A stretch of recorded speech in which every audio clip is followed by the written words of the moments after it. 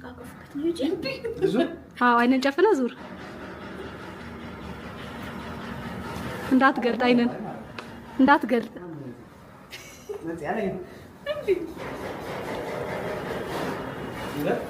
አንድ ሁለት ሶስት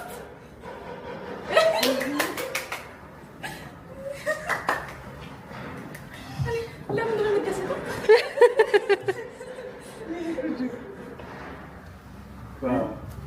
እንዴት አያት?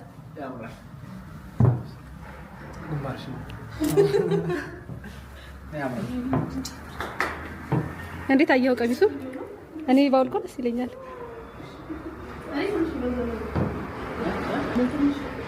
እዚህ ቅጥር የለንም ወንድም አለም። ደግሞ በቃ ልብስ ታውቁ ስታረጉ ምናምን ያለው ላይፋችሁ ከባድ።